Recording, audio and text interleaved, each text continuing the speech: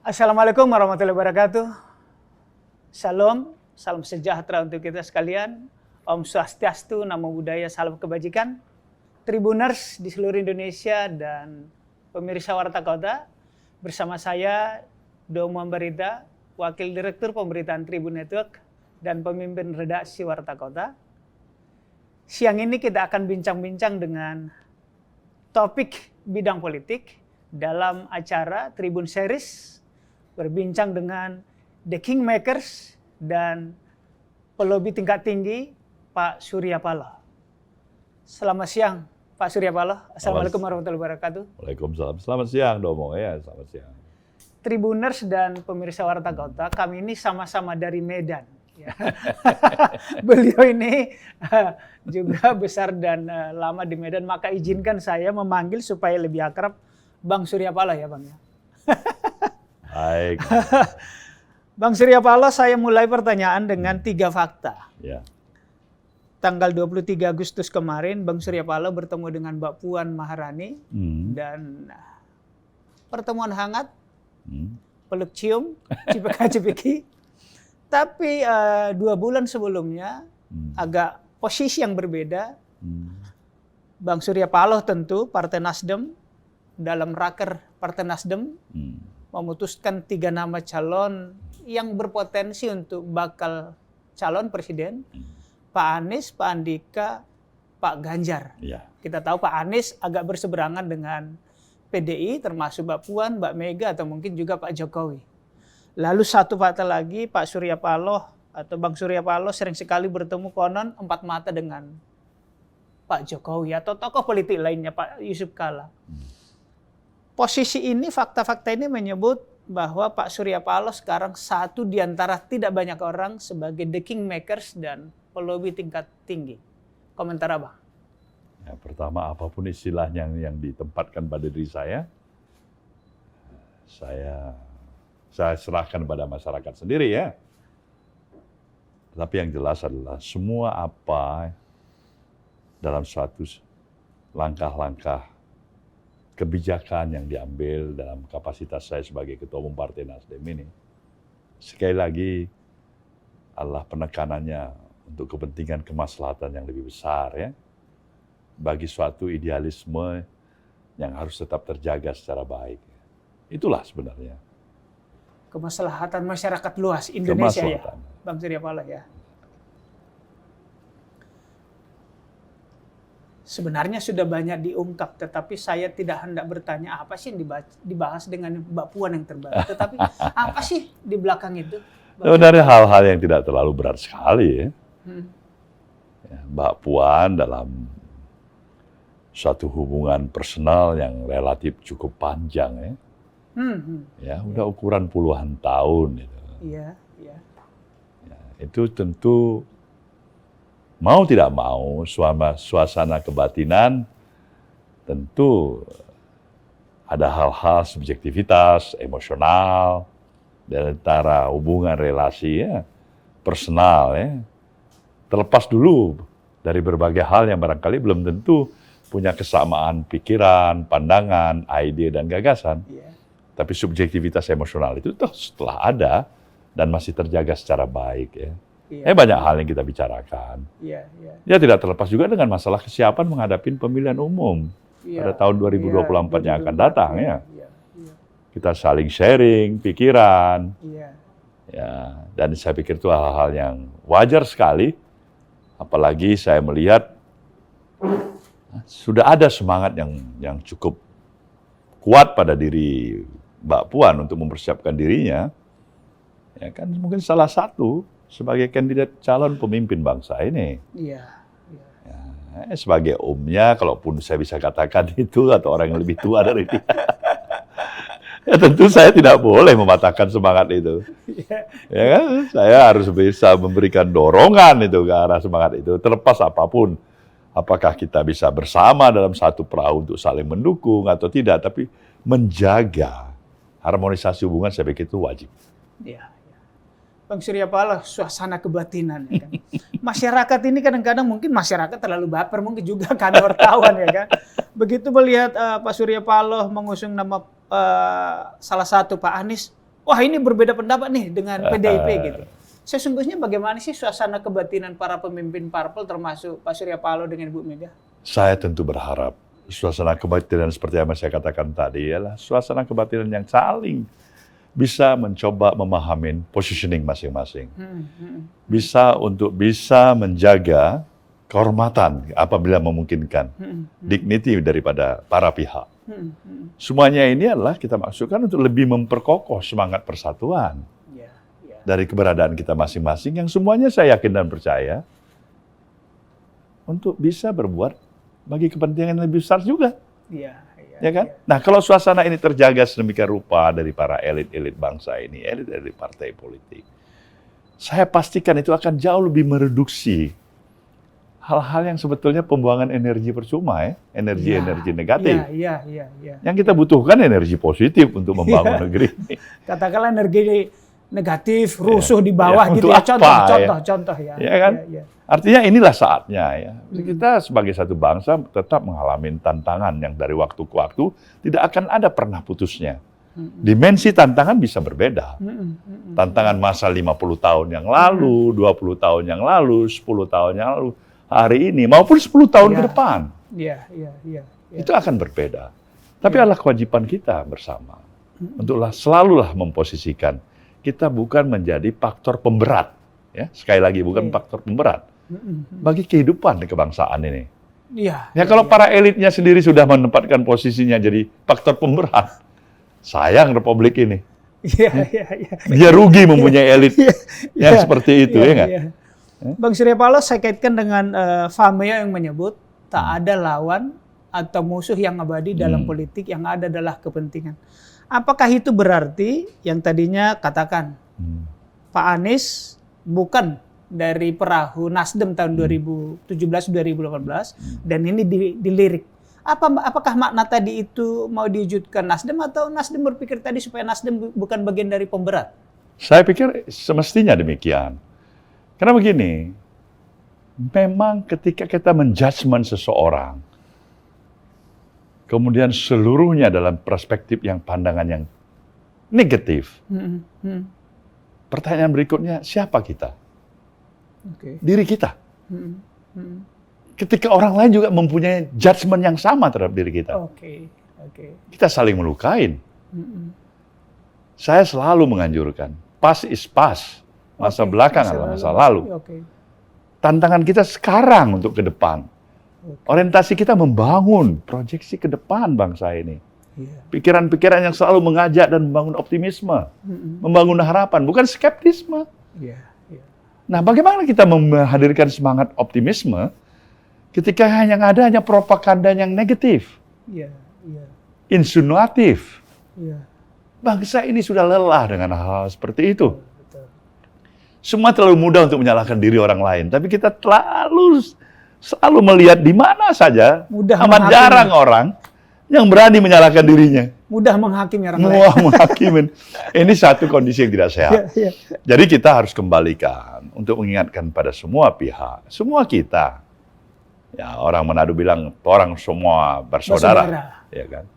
Semangat persatuan, semangat kebangsaan ini. Apa besar anugerah yang harusnya kita syukurin sebagai satu bangsa ini.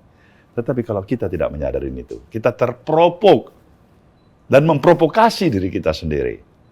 Percayalah, alam akan marah pada kita. Kita hanya membangun satu mentalitas yang lebih menjedikan, lebih miskin, lebih kering ketika kita hidup sebagai bangsa yang terjajah. Untuk apa kemerdekaan ini? Untuk apa perjuangan daripada para pejuang bangsa ini? Untuk apa pengorbanan mereka semuanya? Untuk apa komitmen kebangsaan kita yang Pancasila di sini? Ini harus kita syukurin benar.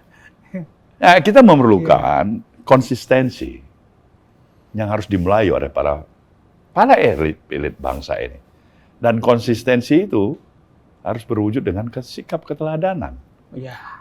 Perilaku yang konsisten, ucapan dan perbuatan. Dan ini yang kita butuhkan. Ini kalau hanya kita bisa memperalat buzzer aja.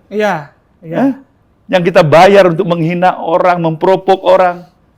Hingga nation character building kita ini diatur dan diwarnai oleh perilaku para buzzer dengan kemajuan teknologi yang kita miliki. Iya, iya. Saya pikir hancur nih negeri ini. Benar, benar. Mereka hanya membenarkan dirinya. Kapan dia pernah katakan dia salah? Memang kerja dia untuk menyalahkan orang. Iya. Itulah makanan santapan kita yang kita lihat sekarang dalam keseharian kita. Oke. Saya pikir ini yang harus segera kita akhirin. Betul. Ini hanya bikin negeri ini ya, untuk kita hadapin dengan pesimisme satu sama lain. Iya, iya. Itu harapan saya. Bang Surya Paloh, kita tahu tahun 2014, 2019 dua capres dan itu membuat polarisasi. Ada cebong, ada kampret, Ya. dan itu pun masuk ke Pilgub di Jakarta juga mirip. Apakah tadi dengan merangkul Pak Anies, ini bagian dari rekonsiliasi yang digagas Nasdem atau Bang Surya Paloh? Bisa dikatakan begitu. Semua pihak harusnya. Kita harus melihat bagaimana sebuah progres kehidupan di dunia ini. Ketika bangsa-bangsa lain sudah bisa bukan hanya mencoba untuk hidup di permukaan bumi, mereka mencoba hidup di Planet lain. antariksa. Oke. Di bulan, di bintang. Iya, iya. Kita hari ini, kita masih berdiskusi dan mempersoalkan hal-hal yang bukan lagi primer, sekunder, tersier, tapi entah apa itu namanya. Iya, Yang sebenarnya tidak memberikan semua. Apapun artinya, untuk bisa membesarkan hati kita. Kita ini sebagai bangsa yang berdaulat, bangsa yang besar, bangsa yang patut mensyukuri karunia dari Sang Maha Pencipta. Ini harus terus-menerus kita gelorakan. Kita sekarang apa yang terjadi? Destruktif untuk distrust satu sama lain. Iya, iya, iya. Apa yang saya utarakan ini, belum tentu orang akan mengapresiasi. Iya, Belum tentu Anda yang melihat, para pemirsa yang melihat Anda, iya. akan menyatakan betul tuh pikiran-pikiran Ketua Umum Nasdem. Belum tentu. Dan saya harus siap untuk itu. Siap untuk tidak populer. Apapun itu, sepanjang diniatkan dengan niat yang baik. Startlah kamu dengan niat yang baik. Upayakan itu memang didasarin oleh satu keinginan baik. Ada rintangan, ada cobaan, ada kegagalan. Mulai lagi. Ya, ya. Bang Surya Paloh, saya kembali ke 17 Juni saat diputuskan 3 kandidat. Ya. Sudah sejauh apa progres untuk mereka itu? Apakah sudah mengerucut pada salah satu? Hampir ya, mendekati. Saya harus jujur menyatakan itu tidak statik. Dia oke. berproses. Berproses, ya. Dia proses. Insya Allah seperti saya pernah katakan juga pada kawan-kawan wartawan, mudah-mudahan sebelum akhir tahun ini dia sudah harus melahirkan, ya kan, kandidat resmi. Kalau sekarang kan bakal calonnya, Ya, ya, nanti ya. calon yang resmi. Ya nggak bisa, yang jadi calon presiden kan satu nggak mau. Iya, iya, iya. Ya, karena presidennya satu. Jadi dari 3 calon ya nggak bisa 3-3 lah. Ya, Akhir terus. tahun, apakah ada tenggat waktu, katakanlah 14 Desember pengumuman partai politik? Enggak? Saya berharap mungkin bulan November kalau memang bisa. Oke. Kalau memang memungkinkan ya. Kenapa enggak? Bang Surya Paloh, parameter apa sih, tolak ukur apa sih, ukuran apa sih yang Abang gunakan setelah dari 3 nama itu dimunculkan rakyat? Apa sih parameter yang menjadi ukuran untuk mereka cocok menjadi capres dari Nasdem? Nah, tentu kita harus melihat kualifikasi apa yang cocok dengan tantangan situasional yang memungkinkan. Pilihan-pilihan yang baik, mencari yang lebih baik sedikit dari yang baik-baik. Oke. 3-3 pasti baik. Kalau dulu yang terbaik di antara yang buruk 98, sekarang kalau ini pilihan yang baik di antara lebih yang baik dari yang baik-baik. sudah maju ya. Ya udah maju kita. Bagaimana kita nominasikan yang tidak baik? Iya. Kemudian kita pilih cari yang baik. Ya kan? Baik. Pak Anies akan berakhir 16 Oktober. Ya. Pak Andika akan pensiun Desember. 17 November kayaknya, November Pak. ya. Dan Pak Ganjar April 2023. Apakah Nasdem akan membuat satu konvensi atau tadi langsung diputuskan saja? Saya pikir diputuskan. Karena ini amanat dan mandat yang telah diberikan oleh Oh, tidak Rakernas. perlu lagi ya konvensi ya. Tinggal Abang sebagai punya hak prerogatif barangkali ya. Ya begitulah. Siap, siap. Bang, kita ke koalisi. Pemerintahan ini kan dibangun atas koalisi 7 partai dan belakangan PAN bergabung. Dulu seringkali pertemuan para ketua umum parpol. Tapi belakangan agak jarang. Saya nggak tahu, atau media nggak tahu. Apakah ada pertemuan misalnya tak terekspos. Bagaimana sih sesungguhnya suasana kebatinan antara ketua umum parpol? Apakah sudah mulai bersaing? Saya masih mengharap dan tentu berkeyakinan suasana kebatinannya masih memiliki satu semangat yang sama untuk mendukung jalannya roda administratif pemerintahan Presiden Jokowi, Bapak Maruf Amin ini sampai akhir masa jabatannya. Menjaga kelangsungan pemerintahan ini, efektivitasnya. Nah, saya masih punya optimisme dan keyakinan penuh untuk itu. Termasuk Nasdem walaupun diduga sudah mulai keluar dengan membawa Pak Anies tadi, itu tidak maksud meninggalkan koalisi? Saya harus katakan dukungan itu harus berakhir sampai masa jabatan Presiden. Itu penegasan saya. Dengan seluruh effort yang kita miliki. Pak Surya Paloh belakangan kan ada koalisi-koalisi juga seperti PAN, Golkar, P3 bikin koalisi Indonesia Bersatu. Apakah Nasdem tidak tertarik masuk ke sana atau tidak diajak? Nasdem kan juga tentu punya persepsi dan pandangan dan strategi yang tersendiri ya.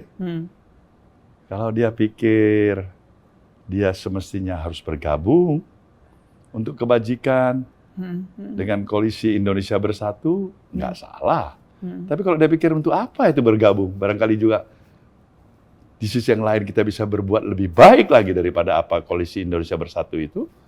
Ya kita juga tawarkan pikiran-pikiran kita kan. Ya semuanya niat baik. Bang, kembali ke pemilu. Kita tahu bahwa 14 Februari 2024, tinggal 18 bulan lagi barangkali. Itu adalah pemilu pertama di Indonesia dan tentu diikut pilkada adalah pemilu serentak, pemilu rakyat serentak. Bagaimana Abang sebagai ketua umum partai melihat ini sehingga para politisi, negarawan melihat ini juga sebagai sesuatu niat bersama untuk membangun bangsa. Tidak terjadi seperti 2014 yang terkotak-kotak, tetapi bersama-sama untuk membangun Indonesia yang kita idamkan. Nah ini memang bagus sekali ketika dari sejak awal seperti ini, bangun kesadaran itu mulai ada. Ini ditandai dengan silaturahmi para pemimpin-pemimpin partai, satu sama lain. Saya melihat ini langkah-langkah yang baik. Patut kita syukurin dan kita hormati benar ini. Apapun itu. Memulai langkah itu saja untuk saling memberikan courtesy, saling menghargai, saling bertanya, saling bertukar pandangan. Itu awal start yang baik. Kenapa? Karena komunikasi masih bisa terjalin secara baik. Karena para elit-elit partai ini adalah merupakan key factors, faktor penentu sekali. Ya, follower mereka ada di bawah mereka masing-masing. Jadi ketika mereka menunjukkan betapa pentingnya semangat persatuan ini harus tetap terjaga secara baik. Nah, kita semakin mampu untuk menghindari terjadinya polarisasi pemikiran-pemikiran yang merugikan kita semuanya. Ya kan? Nah, jadi ini satu langkah awal yang baik. Kami wartawan, saya sudah mengikuti bahwa Abang bertemu dengan Puan, bertemu dengan AHY dan segala macam. Tapi mungkin ada yang lebih besar. Kapan bertemu dengan Prabowo? Kapan bertemu dengan Mega? Saya tahu Pak Prabowo udah ketemu dengan saya. Oh sudah ya? Sudah kemari kunjungan. Ya kan, Mbak Puan kan utusan Mbak Mega juga. Ya. Saya menyadari banyak juga kesibukan kita yang lain yang semuanya terisi. Tapi dengan tadi, niat baik dan spirit yang saling menghargai satu sama lain, itu sebenarnya merupakan modal awal yang bagus sekali. Tentu kita akan lihat perkembangan ke depan, ya bagaimana intensitas daripada pertemuan ini bisa lebih sering. Ya. Saya pikir itu lebih bagus lagi. Baik. Jadi artinya positif ke arah sana saya pikir. Bang Surya Paloh, masih dalam konteks pemilu. Idealnya menurut Bapak, berapa pasang kandidat untuk 2024? Idealnya? Semua ideal. Sepanjang kualitas pemilu itu berjalan secara baik, apa yang kita mau cari sebagai penyelenggaraan pemilu itu. Satu, dia merupakan manifestasi daripada kedaulatan demokrasi yang kita miliki. Yang sudah berlangsung dari kesekian kali pemilu yang kita laksanakan. Sirkulasi kekuasaan ada di sana dari 5 tahunan. Mengevaluasi, menilai, memilih kembali. Atau sebaliknya. Kedua, kita berharap tentu terjaganya tetap supremasi hukum, keadilan, perjalanan pemilu yang membanggakan bagi kita. Hmm. Karena hasil dari pemilu itu semakin memperkuat semangat, Iya. solidaritas di antara kita, pemahaman di antara kita, kematangan berdemokrasi di antara kita. Itu goal-goal besar kita. Iya. Apa yang harus kita hindarin? Ya perpecahan. Iya. Ya kan? Bukan kita tidak mau pemilu, wajib itu pemilu. Tapi apalah artinya pemilu kalau itu mengancarkan kepastian untuk perpecahan bangsa. Itu yang saya katakan. Iya. Untuk apa bikin pemilu? Nah, tetapi bukan dalam pendekatan aspek literlek begitu. Iya. Iya. Ini sebuah dasar pemahaman yang menggugah. Ya, mungkin ada dalam pemahaman yang amat singkat diartikan, ini orang ketua umumnya bilang untuk apa pemilu? Bukan itu, pemilu itu harus kita lakukan. Iya. Iya. Tapi untuk apa kita melaksanakan pemilu kalau memastikan itu akan terjadinya perpecahan bangsa? Sama-sama kita harus hindarkan. Iya. Artinya jangan kita korbankan Indonesia dari satu bangsa dan negara yang kita miliki hanya karena sebuah sirkulasi sistem yang kita adopsi ya untuk melaksanakan pemilu. Iya. Lebih mahal lagi yang ini. Betul. Bangun Betul. keberadaan eksistensi negeri dan bangsa ini. Iya. Ya. Demokrasi itu sebagai satu sistem. Hmm. Pemilu dilakukan karena kita menganut sistem demokrasi Iya. tadi. Iya. Iya. Maka terjadi pemilu. Iya. Demokrasi itu bukan tujuan kita. Betul. Alat ya. Dia hanya Proses alat ya. untuk mengantarkan tujuan-tujuan yang ingin kita Iya. capai. Pemahaman inilah yang harusnya terus-menerus kita bangun kesadaran publik, ya kan? Bahkan kalau masyarakat kurang memahamin pada grassroots, orang awam, itu bisa saya pahamin. Tapi kalau udah tingkat profesor, doktor, title-nya dia juga nggak ngerti seperti ini, ya itu saya sayangkan juga ya. Iya. Sayang gitu.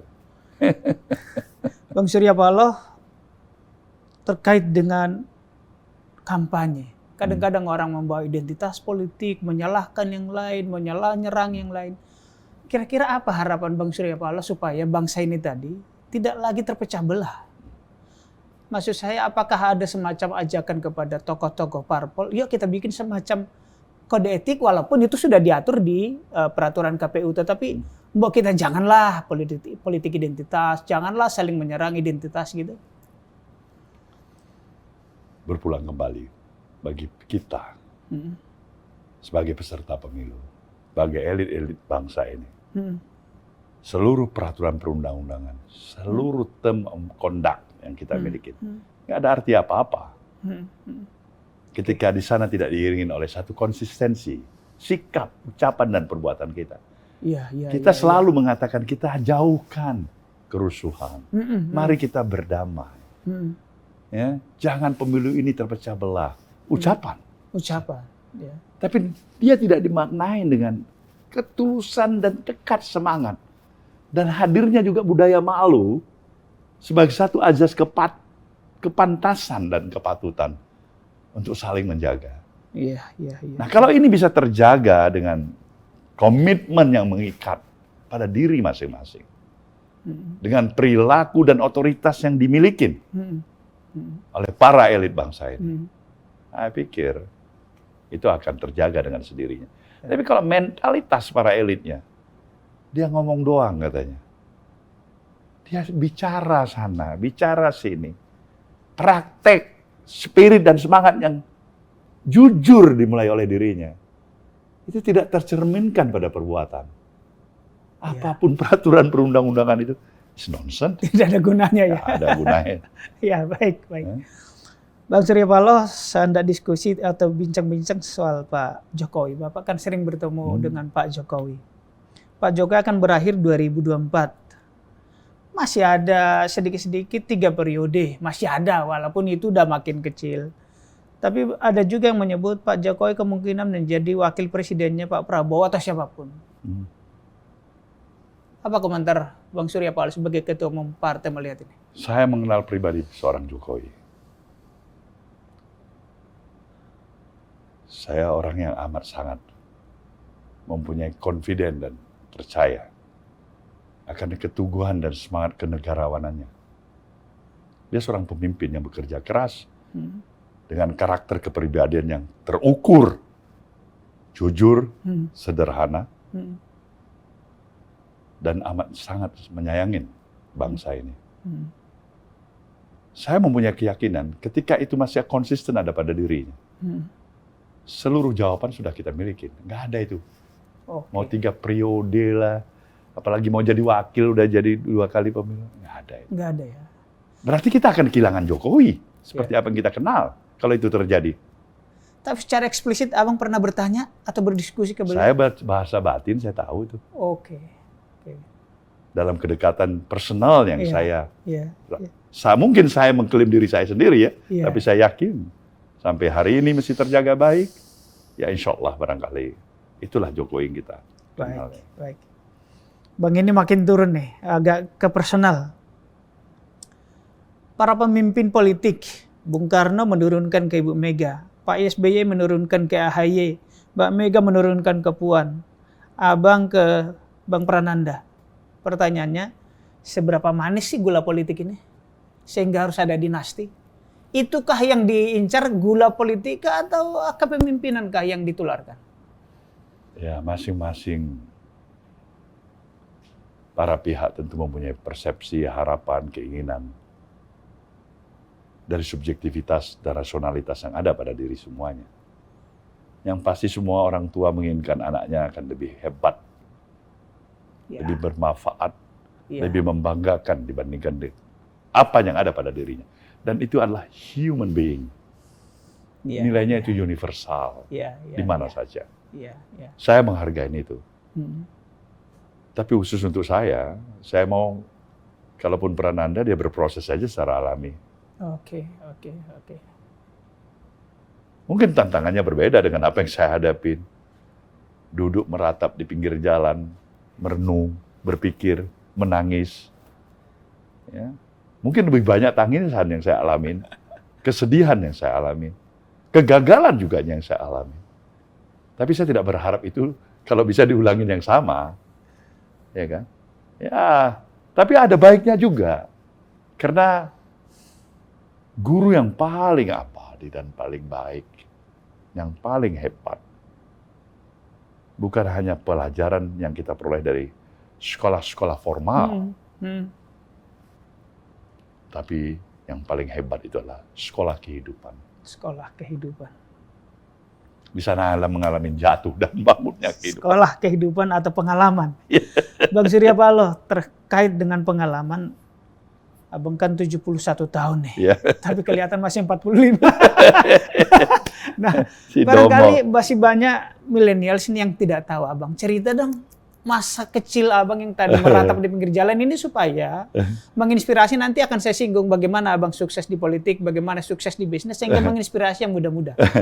Tomo, sebenarnya jujur aja, saya dari keluarga yang amat saya patut syukurin, keluarga bahagia. Saya mengenal kasih sayang yang diberikan oleh orang tua. Itu amat saya syukurin. Saya tumbuh dan dibesarkan dengan kasih sayang. Tapi ada semangat tantangan kemandirian yang saya mulai. Saya sejak usia 14 tahun sudah hormat sama orang tua saya. Dia punya kemampuan sebagai kepala polisi daerah kecil ya, resor. Polres? Ya, Polres. Pada waktu itu distrik bahkan. Distrik. Jadi kalau sekarang Kapolsek. Kapolsek. Di mana itu? Di mana itu? Di Serbelawan itu. Serbelawan Sumatera Utara. Dandis zaman itu. Komandan distrik. Oke. Ya, hormat. Mulai besok saya nggak mau terima apa-apa dari Bapak. Oh gitu? Kenapa? Memang saya tekankan. Nah, saya sudah mengenal dunia usaha. Usaha apa dulu? 14 tahun? Nah, itu banyak ceritanya. Ini kan ada buku nanti. 14 tahun sudah mandiri ya? Itu sungguh sudah bisa menghidupi diri sendiri? Sungguh hidup. Dalam segala hal? Iya. Wih, keren. 14 tahun ya, 14 tahun kelas 2 SMP. Ya, sama di partai politik. Saya masuk di Partai Golkar umur saya 16 tahun. Saya udah calon DPRD umur 18 tahun. Saya umur 25 saya udah anggota MPR RI ya. Wow, 18 tahun sudah calon ya. Nah dulu usaha apa yang Abang lihat dan bagaimana sih cara menangkap peluang usaha?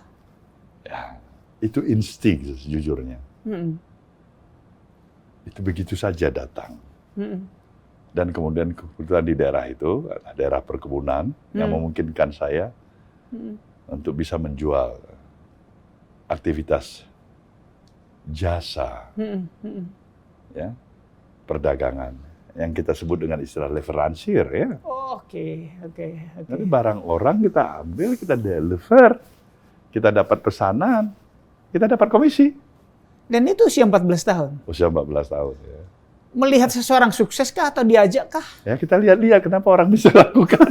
Luar biasa. Melihat lalu terinspirasi. Itulah sebenarnya. Oke, itu awalnya 14 tahun. Lalu belakangan terjun ke bisnis media, perhotelan. Macam-macam udah. Sama dengan di partai politik sudah 55 tahun, tanpa terasa lebih. Saya nanti ke partai politik ini usahain menginspirasi. Cerita dari Medan berangkat ke Jakarta. Ya, saya juga sudah pada waktu usia 22 tahun, 23 sama teman-teman yang masih ada sekarang. Bung Abdul Latif sebagai pendiri HIPMI, Mas Siswono, ya, Pak Yan Darmadi yang masih bersama di Nasdem ini, itu teman-teman sudah hampir 50 tahun tuh. Merantau bareng-bareng? Nah, mereka mendirikan asosiasi Himpunan Pengusaha Muda Indonesia. Ya, saya sudah merupakan salah satu katakanlah anak muda yang cukup potensial bekerja di Sumatera Utara sana. Kawan-kawan sudah orang tua semua, ya Kapolda, ya Gubernur, ya Pangdam. Usianya ya 18 tahun. Jadi memang temannya senior semuanya. Saya berangkat ke Jakarta ini menetap pada usia tahun 25 tahun. Teman-teman saya sudah Wapangap, ya kan, sudah kepala staf kepolisian. Yang paling muda ya saya. Ya banyak bertemu dengan para senior lah. Itu juga membawa kita pada alur pemikiran lebih cepat dalam proses penuaan kali. Nah, inspirasi masuk ke dunia atau industri media? Wah, itu sejak dari Medan sudah saya mulai ya. Mencoba bagaimana mengimajinasi upaya mendirikan satu surat kabar. Itu usia 18-19 tadi ya. Nah, itu masih ada Sinar Harapan sebagai koran sore pada waktu itu. Sudah bermain di sana, sudah mulai mencoba untuk menulis. Akhirnya, menulis ya, mulai opini? Menulis. Sudah mulai, ya. Akhirnya saya bisa pindah ke Jakarta. Betapa sulitnya kita untuk memperjuangkan satu surat izin usaha penerbitan pers. Tidak seperti sekarang. Nah, perjuangannya tidak mudah. Berbagai langkah, berbagai upaya hanya untuk bisa memperoleh surat izin penerbitan. Ya, dengan seluruh lobby yang kita lakukan. Termasuk sudah anggota MPR itu? Ya. Akhirnya kita peroleh. Tapi tekat semangat saya pada waktu itu, saya ingin berbeda dengan semua industri penerbitan surat kabar di negeri ini. Waktu itu belum ada televisi. Cuma ada satu-satunya TVRI. TVRI, ya. Baru awal start.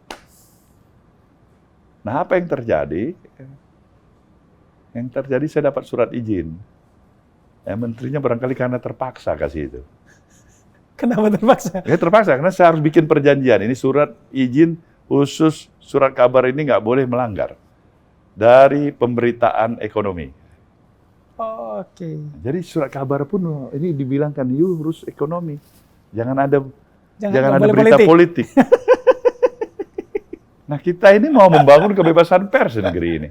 Pers yang kita rasakan terbelenggu. Nah, maka diberedellah surat kabar itu. Itulah yang namanya prioritas. Surat kabar prioritas. Ya. Dibredel. Habis surat kabar prioritas, kita punya tabloid bersama Bung Eros, ada Christine Hakim di sini, di kantor ini. Kita membangun yang namanya Detik. Itu tabloid. Dibredel lagi. 2 kali pemberedelan. Habis itu, bukan kita berhenti. Kita beli surat kabar semuanya yang di daerah-daerah ini. Cuman kita seperti gayanya Ho Chi Minh. Nggak boleh ada nama. Kita namanya underground, perjuangan underground. Perjuangan di bawah tanah. Kita punya mungkin 23 surat kabar pada waktu itu di Indonesia. Boleh disebut beberapa? Mulai Gala di Bandung. Sebutkan aja Mimbar Umum. Bilang Peristiwa. Bilang aja Cahaya Siang di Manado. Bilang aja Peristiwa. Ya, semuanya. Jadi besar. sebagai imperium pada waktu itu. Tapi situasi sulit kita bertahan ketika mulai terbukanya era televisi. Iya. Mulai muncul RCTI, Iya, mulai muncul SCTV. Dunia periklanan juga berubah. Oke. Di bisnis persurat kabar pemerintahan, kita bukan yang nomor 1 kan? Iya. Ya mungkin second numbers, third numbers, nomor ketiga, nomor kedua urutannya. Itu persaingannya cukup sulit. Masih bertahan seperti Lampung Pos, ada Media Indonesia. Tapi saya tengok industri media konvensional sekarang ini berada pada positioning bukan lagi di center. Dengan hadirnya sosial media. Jadi, itu tantangan baru kita. Iya. Bang, ke politik tadi sudah sukses di ekonomi, politik. Umur 18 sudah caleg Golkar ya? Ya. Terus. Kemudian di Kongres di Pekanbaru di Riau, kontestasi dengan Abu Rizal Bakri. Ya. Lalu setelah itu Bang Surya Paloh mendirikan Nasdem. Ya. Cerita dong perjuangan Abang sedikit di seputar isu-isu pimpinan puncak Golkar. Ya, saya toh dalam kapasitas sebagai Ketua Dewan Penasihat. Abu Rizal tuh anggota saya pada waktu itu. Jadi ketika saya berkompetisi, saya berkompetisi dengan anggota saya sendiri. Anggota Dewan Penasihat. Saya Ketua Dewan Penasihat. Ya. Saudara Prabowo juga pernah menjadi anggota saya di situ. Iya. Ya. Jadi, ya itu kompetisi lah. Oke. Nah, Bung Ical memenangkan kompetisi itu. Ya. Dalam konteks kompetisi di partai, di politik, pemilu sering kalah dan menang. Nilai-nilai apa yang Abang mau sampaikan kepada masyarakat anak muda sekarang untuk bisa agar berkompetisi jangan berantem gitu? Memang ketika kita mau berhadapan dan maju pada kompetisi, yang perlu amat kita sadari ada 2 hal sebagai konsekuensi hasil akhir kompetisi. Satu, kita bisa memenangkan kompetisi. Kedua, kita harus menerima kekalahan. Oke. Jangan pernah berpikir untuk satu side saja. Iya. Yaitu kemenangan. Berarti 2 sisi itu harus disiapkan sejak awal. Harus siapkan dari sejak awal. Baik. Ya, terimalah itu. Baik. Luar biasa. Bang Surya Paloh, kita lebih 40 menit. Tribuners di seluruh Indonesia dan pemirsa Warta Kota, itu bincang-bincang kami dengan Bang Surya Paloh, politisi senior, pengusaha sukses, Ketua Umum Nasdem, dan sekarang punya sebutan The Kingmaker ya. Ya bukan hanya Ratu Elizabeth yang baru berpulang kita berbelasungkawa, tetapi The Kingmaker ya, raja pengambil keputusan. Barangkali Anda punya cita-cita terjun ke politik, punya niat terjun ke dunia usaha, tadi apa yang menginspirasi dari Bang Surya Paloh, silakan ikuti. Baru sedikit yang kita perbincangkan, banyak buku beliau dan story di tempat lain.